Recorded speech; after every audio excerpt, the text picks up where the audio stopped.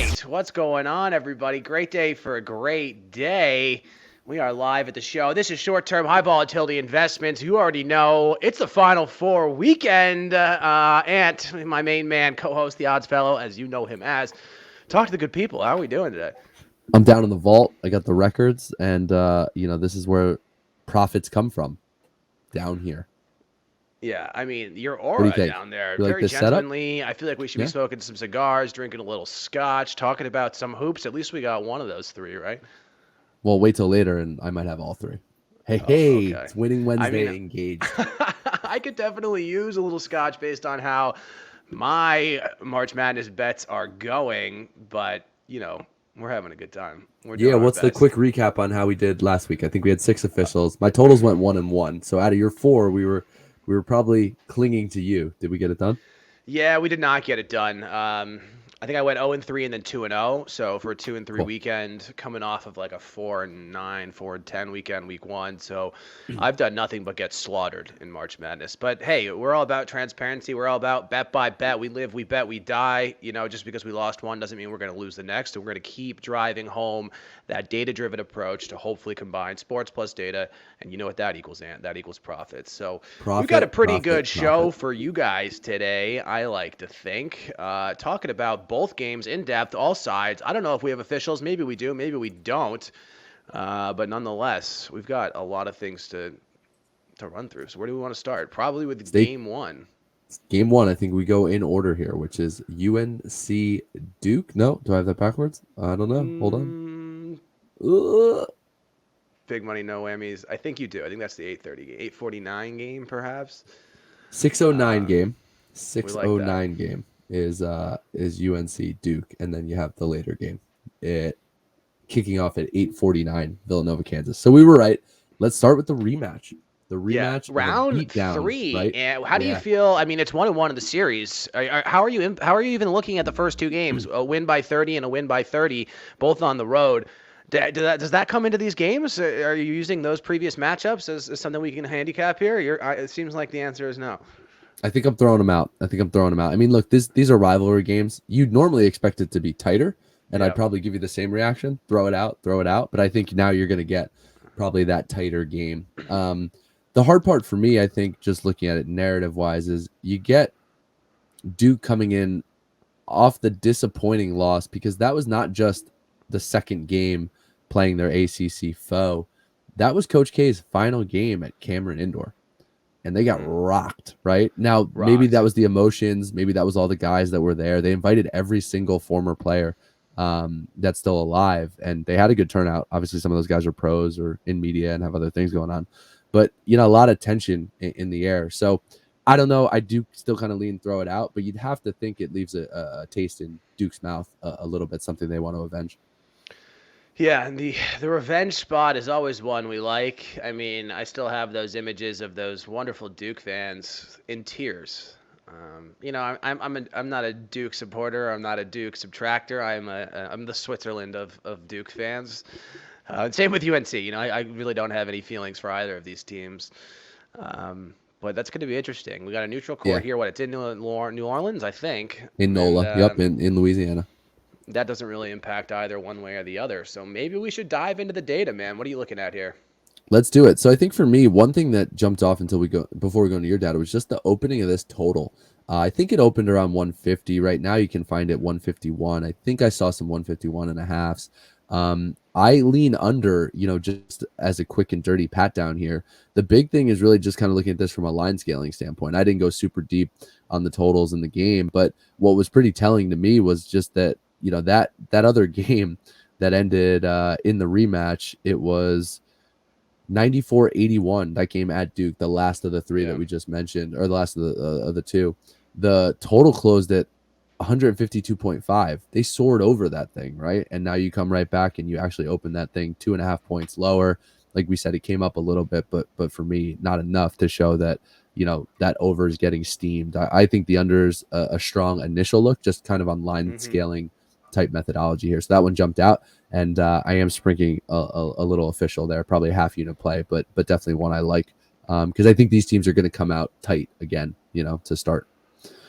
Yeah, and that feels good. We're seeing what? We're seeing 59% of bets on the on the under with 50% of the money. So towards the over, we are seeing some sharp money there. 41% of bets with 50% of the money. That is from DraftKings as of today, Wednesday, March 30th. So I guess we can expect that to move, but that does feel good. I mean, we've seen this Notre Dame team put up 90 plus a couple times. Granted, it went to overtime on one of them, but this is a team that's scoring like crazy. And what I was looking at here is looking at March Madness only data from Bardovic.com, where you can sort by custom date ranges, and they'll give you offensive efficiency, 2-point efficiency, whatever you really want. Since March has begun, and since March Madness has begun, guess who the number one team in the country is? UNC. And that was something that was really surprising to me. And trying to handicap this game a little bit, Duke is at 18 within that. We just lost Ant for audio only. That's okay. But Duke is 18 within that time frame within March. And what I don't like to see is what Duke does well, score points. According to there he is. According to UNC, the defense is what they do well. We've got offensive UNC at 24th. Over that time frame, we've got UNC defense at 5th, kind of the inverse for Duke. 5th offensively, 114th defensively. I mean, quick ocular pat down. One of those things is not like the other, and that is the Duke defense. And that is something that I thought was a pretty big concern. You think they can lock it down on D, or we should be concerned once again? That's what they've had trouble with, right? Even during this tournament, I think they dug themselves in a couple holes. So I think you definitely can be a little bit concerned. I think for me, it's just the other side of the coin of, is this offense rolling too much right now, and is there too much talent on it to not get going, right? But I think not surprising that you said UNC is the top ranked team in this tournament. I would argue they came in pretty hot as well, even the way they played during the ACC tournament and that final game against Duke. Really kind of turning it up. From a team perspective to get going at the right time and get all the way into this Final Four spot that they're in today. Yeah, that makes sense. And, wanted to try to figure out because, we got UNC beating Marquette. Who cares? We got UNC beating St. Peter's. A little bit of a who cares. We've got UNC beating UCLA, was number 17th ranked within this time frame. But with Johnny Juzang kind of losing his way a little bit, you had Jaime Jaquez with a sprained ankle. He obviously played out of his mind no matter what. But, I think we were a little bearish on that opponent as well. Baylor was also a little banged up. Everybody had Baylor as the number one seed to go down first, and they did. How much of that is UNC playing fantastic basketball versus teams just simply underperforming a little bit? Even in the St. Peter spot, right? We probably all expected the regression and the smack to come at some point. I personally thought it was going to happen the game before against Purdue, and Purdue didn't get it done. Mm-hmm. The Peacocks controlled things. St. Peter's hung tight. Right from the beginning, you could tell that St. Peter's was finally kind of off their game a little bit. Was that the guard play and the length and the athleticism of UNC? Maybe. Was it just the bound for regression? St. Peter's playing above their board, for some amount of time? Maybe. But I think you're right to question a little bit of the road that UNC has had to get here, right? Right. And, I think it's interesting here with UCLA, again, within this time frame that we're looking at, March Madness, only UCLA number 17, Duke number 18. So almost a direct corollary there. Interesting against Baylor and against UCLA. The X factor, I thought, seemingly was rebounds. UNC had 9 more rebounds than Baylor in that game. That's essentially a lot more second chance points. Same with UCLA, 9 more rebounds in that one as well. We look into Duke. How are they at rebounding? Not great. Offensively, pretty fine. They were 152 in March Madness, 111th on the season. So whatever on the season, above average in the tournament. But defensively, that's a complete inverse, right? We've been talking about this team losing it on defense through the ACC tournament, obviously losing to Virginia Tech. Coming into March Madness, that was the big X factor there. On the season, they were number 21 defensively in terms of opponent rebounds per game. In the tournament, they're 142nd. So this is something that this UNC team has done great all March Madness. Get those second chance points. If they can limit Duke on those, those extra possessions are going to be huge. And UNC doesn't turn the ball over that much. And it's not like Duke is, again, great at defense to cause those turnovers. So that's how much of that do you, when you look at some of those numbers, how much of that do you take into account Duke's path and some of the teams they've played here, which maybe you could argue, on the whole are a little bit tougher than the UNC path?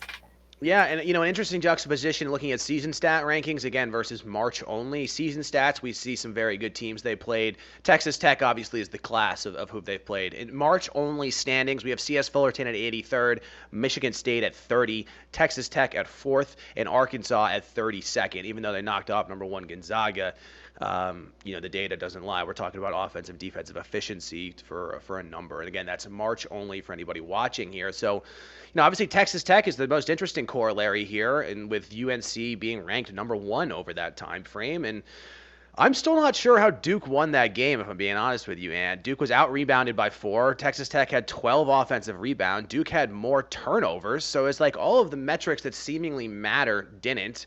Big X factor in that game. Texas Tech shot 55% from the line, and Duke had 8 more free throws. Duke wins by what, 4? I think it was 4.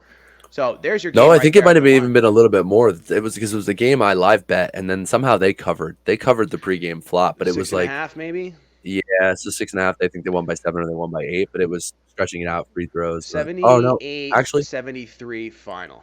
yeah. So I'm thinking about the Michigan State game, but in both these Right. games, you had Duke kind of down late, struggling late, and then really got going, could get a bucket when they needed it. So pretty telling. Big time. And, that's the beauty of having, DWA, NBA first round lottery picks on the squad. Paolo, if he gets hot at any point, is going to be an absolute menace. And that should cause a lot of trouble for UNC. But I don't know. It's Yeah, one of those things where everybody talks about you need good guard play. Look at, Cardiac Kemba back during his run. Look at Carmelo taking over for the Syracuse run. The list is endless with NBA stars who get hot in March Madness, and Paolo seems to fit that mold. And that's one of those things that data all of a sudden out the window. Dude gets hot, he goes off. Even a chick gets hot. We look at Paige Beckers in the UConn game the other night. She was 4 for 4 in overtime for 15 points. Like, yeah, she's good, but handicapping that small sample size is simply impossible. And that's one of the ones where here I'm like, I think all the data points to UNC at +4, +4.5, wherever it is. I agree with the over. I think you like the over, right? As you said. under. We're going Oh, low. you like We're the going under. low. Interesting. We're going I don't low. know if I agree with that. We'll have to circle back on that later this week. Perhaps a martini bet of the week. We'll see. I think I'm up 3-1 in those right now in terms That's of over right. martinis. And anybody listening, that is additive. So he doesn't owe me 2. He owes me 3. I owe him 1 because Yeah. it's a great day for a great day. And we love We're all drinking enjoying. We're all martinis. enjoying the martinis. Yeah, we're having a good time, And it's one of those things that I don't have an official pick on this yet. Will I later this week? I think so. But right now, I'm leaning UNC. I'm leaning towards the dogs because I think the data points that way. Yeah, I definitely don't think I would pull the trigger. I lean pulling the trigger there at 4.5. Is it 4.5 right now? 4.5. I think it's 4.5. What is Yeah, it? I don't know. It was 4.5 when we started the show. both So these games are pretty close. Yeah, so but I do kind of lean UNC pre-flop.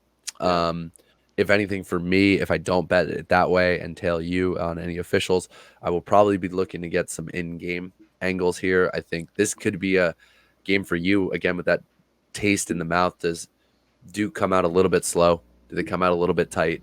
Trying to account for that blowout loss, that they had at Cameron, and then do they get going late?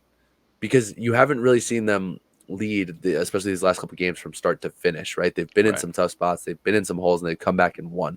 So there's been value on Duke late against Michigan State and against Texas Tech. You could end up getting a similar story here based on the talent alone. And like you said, those top guys get going. They probably have 5 first-round draft picks, 5 NBA-ready guys, and Right. there's not other teams in the nation you can say that for. Yeah, I agree. And last but not least here, obviously we looked at adjusted efficiency stats versus spread. That analysis says that this line, as sharp as can be, maybe lean a little bit towards the underdog, but it's right squarely in the. If this was a regular season Tuesday, there's not a chance I'd be playing it, and I'd be watching it as a spectator. So, quick reminder to everybody listening: March Madness is just another series of games. Bet responsibly, one unit at a time. I got smoked in round 1 and round 2, but that's okay because we're still up 125 units over the course of 3 years. And you still have 3 martinis. So And I let's, still have 3 speaking of martinis. a time in the evening at 8:39, maybe 8:40. It could be a late tip if the Duke hmm UNC game stretches on. They'll obviously hold this thing back. But right now it's slated for 8:39. You got Villanova, the 2 seed against Kansas, the 1 seed. So 2 teams that probably a lot of people expected to be here. Kansas -4.5, total 133. I do also have an official on this one, but let's start with you. Anything jumping out? Well, yeah. If we start with the adjusted efficiency to spread ratio, we're looking at a hammer to Kansas. But that spread's inflated because Justin Moore's hurt out for the season. So Very tough that's a to, lot of to think about uncertainty that. for me, right? Yeah. Obviously, that should be a lot of uncertainty for you, for everybody on this planet. Justin Moore here, he's averaging 14.8 points per game, second most on the team. He's averaging 34.6 minutes per game, the most on the team. Do they have depth? For sure. I mean, it's Villanova. They usually are pretty deep. Top of my head, I'm not sure who's going to be replacing those minutes, but a lot of minutes to replace, a lot of points to replace. How do we? I mean, I think that's why the line is what it is, right? These teams are right next to each other in terms of offensive efficiency, only 1 point differential, which is pretty much as small as it gets. So for a 4.5 point line, that's seemingly strong, but I don't know if that tells the whole story. Yeah, I think it's really tough. Like you said, you just there's so much uncertainty. I mean, Villanova looked really good most of that Houston game. Some could argue, based on the shooting performance, they shouldn't be here. But some Yep. would argue that was their defense, right? So who knows? Right. There have been some awful shooting performances during this tournament. So I don't think you can take anything for granted. But Yeah, I, that Houston defense, right? I mean, right, give credit where credit's due. Number eighth, according to Ken Baum, adjusted defense in the league. yeah, 100%. And I Makes mean sense. that gets into my data a little bit. I mean, when you just look at who these two teams have played during the tournament, I think it's telling that the toughest game Villanova had offensively, scoring 50 points, right, in a 50 Hmm. to 44 victory, was against Houston. But Houston's Right. the eighth ranked adjusted defense, I think. Yeah. I don't know how they are. How are they on and how is Houston in the March data? Um, Let me see if I still have that tab open because I was not looking specifically at that. Give me two No, that's seconds. Here that's we go. fine. I can Houston, they keep were rolling number too. five overall, Yeah. and adjusted offensive efficiency 19th, defensive efficiency 21st. Let's see here. More importantly, 2 point percentage offensively, 49th, 3 point percentage, 94th. What did they go in that game? 1 for 20 and 1 for 20. No bueno. That is what is a good old fashioned whammy. If we had some sort of camera effects here, that would flash right across the screen. And really interestingly enough, Ro, that handicap, I was obviously on Houston for a big fat loser, at -3.5, whatever it was. But the handicap there was very similar to the ISU versus Miami handicap, where ISU plays fantastic perimeter defense, but Miami doesn't shoot the three very well, nor do they take that many threes. Similar Yep. with Houston, obviously Houston comes out and then fires 20 from beyond the arc. Seems like Jay Wright obviously had them consolidate in the paint and hope they miss, and they did. That's But just great that's super defense. That's interesting. just Yeah, great defense. for sure. But you look at who Villanova has played in this tournament, and maybe more importantly, how they have since shot. I'm all over the place with my tabs here. Give me two Yeah, seconds. so they've played in order Michigan and going backwards, right? The Houston victory, then Michigan, then Ohio State, and then the University of Joe Flacco, aka Delaware, the Fighting Blue Hens in the first round. Yep, and the Delaware Fighting Hens, they shoot 15% from three. OSU shoots 31.8. Michigan shoots 33.3, and Houston shoots 5% from three. And this is a Nova team that's number Yeah. 27th in the country in opponent 3 point percentage. So both of those, OSU and Michigan, I believe, was below season average. So they did their job the entire time, and that's where I think this gets interesting, right? Because the handicap against Houston was that they can't shoot threes, so that perimeter defense isn't going to matter. Kansas here does shoot well from three. They're number 70th in the country in overall 3 point percentage at 35.5. But they're also great in the inside, number 37th in the country in terms of 2 point percentage at 53.8. So that's a dynamic that Houston didn't necessarily have. The question is, will it matter? Yeah. Well, I'll give you even another interesting similarity between these two. They both played Creighton recently, right? Mm-hmm. So Kansas plays Creighton in the second round. They win the game. It was a little tighter than they probably expected. I think at halftime it was 39-38. That total was set at 140.5. It ended up going over by 10.5 points. Yep. So you're in the 151 range.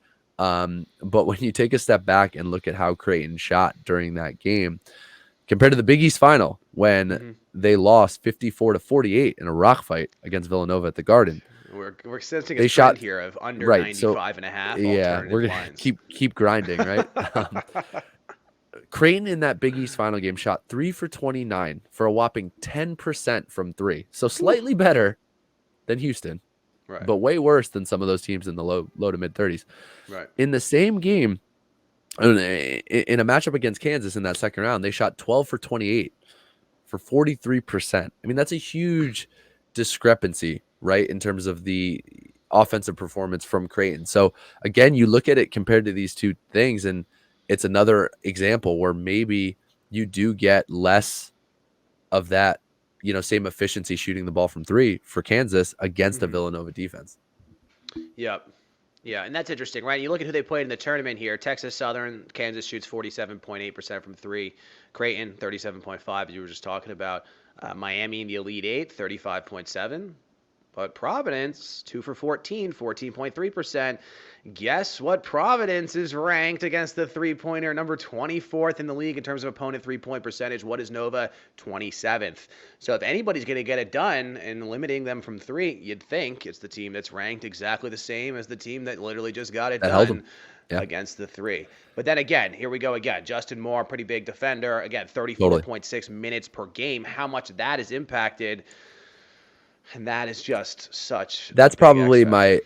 my biggest fear, biggest X factor right now is how he affects things defensively, right? Right. And what else happens here? That's a little bit harder to measure, quantify, at least with the stats and data.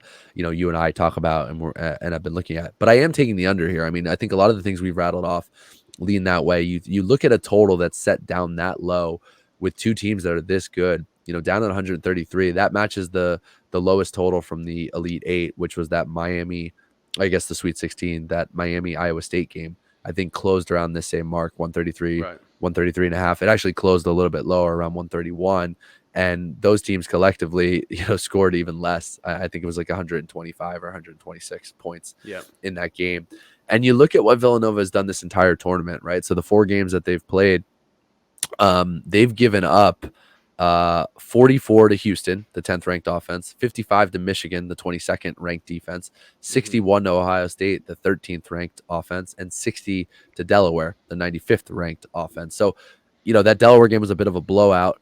For Nova, that was the only game that went over. Both teams are 3-1 to the under during this range. I think Nova has really proven to lock teams down and give fits, but it's not like they're scoring in waves either, right? And I think that Kansas defense still comes in ranked, adjusted 18th on defense, so they're actually just kind of right behind Villanova from the ranking standpoint.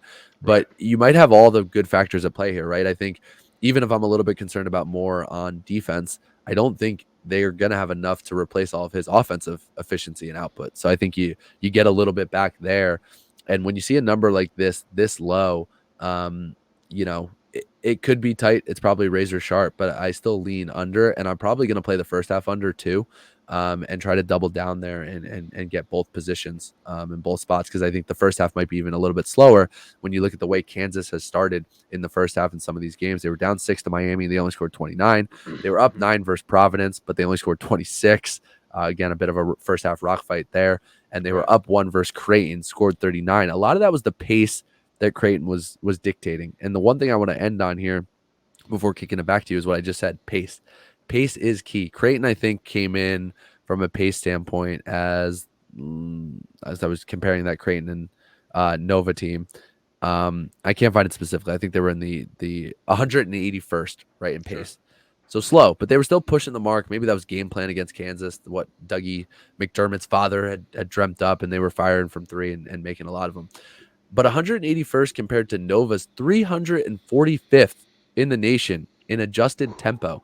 This team wants to slow you down. They will let Gillespie slow you down, and you think they're going to do less of that without more and those points on the floor? I think it's going to be even slower Hmm. from a It Villanova has to be. standpoint. It So has to be, it has right? to be. Yeah, Yeah, that's so interesting. Right. You got adjusted offense here. Kansas 7, defense 18, Villanova 9 and 17. So very, very similar. Usually I'd be like, hell yeah, same stats, take the points.